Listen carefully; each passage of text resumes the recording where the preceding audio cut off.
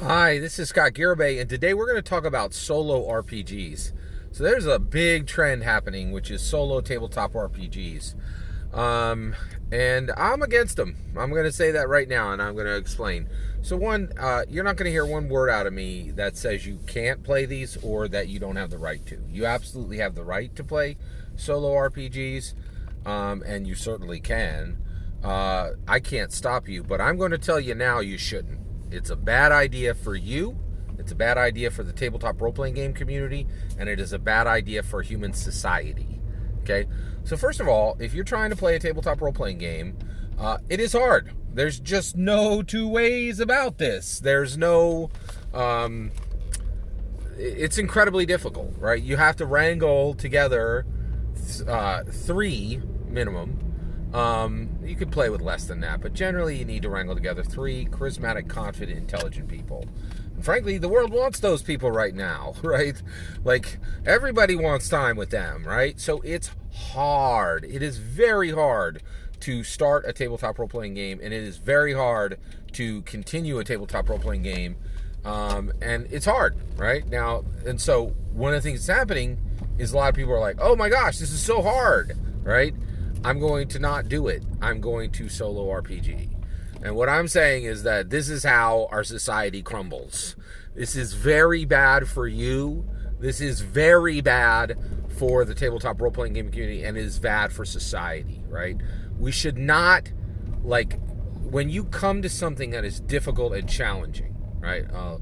El Capitan is a mountain, right? Like, basically, don't build a smaller mountain for yourself. It's just, do the hard work and scale El Capitan, right? And the reason why is it will make you a better person. And I am very convinced that people who are giving up on running TTRPGs and are running off to solo RPGs are not going to end up a better person. They're going to end up isolated, generally. They're going to end up with their social skills continuing to atrophy, and all of the ideas that are in their head are going to be untested by the rest of humanity, right? And so this is very dark. I think this is an incredibly dark trend, and I stand against solo RPGs.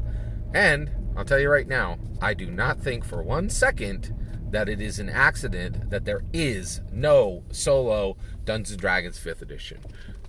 Wizards of the Coast is the best company in the company in the world who is doing the best job of making tabletop role-playing games, and they have said this is a bad idea, and we absolutely will not give any version of tabletop we will not give a version of this to be played in solo. Okay, so I just think it's a bad idea, and I really think that as a human being, to better yourself, to better the tabletop role-playing game community, and to better human society as a whole, do not play solo RPGs, right? And the reality is, to me, where this is landing is it is the honey trap, right, of video games for tabletop role-playing gamers, right? Who like, and basically the people who like dice and like paper and all this kind of thing. It's just a bad idea, right? And it's incredibly alluring. I definitely understand how alluring this is. And also, I want to say, I say this knowing there's some incredible creators out there. I'm a huge fan of Ironsworn. That game can be played solo or it can be played in a group. But Ironsworn is one of the best, and I think they just did Starforge, which is like a science fiction version of Ironsworn. And Ironsworn's an amazing tabletop role-playing game. It's very, very good, and it stands probably, I think it's one of the number one solo RPGs in the world right now. And they made it available for like free. Like it was incredible, and it was really an incredible product. With that said, I don't think the creator of Ironsworn like intended to harm society like when he did this, but I truly believe we are definitely in a space where we do not want to be making a habit of making it comfortable for people to remove themselves farther and farther from human interaction, right? And that's, I think, at the end of the day, that's what these games are. And so I stand against any solo RPG.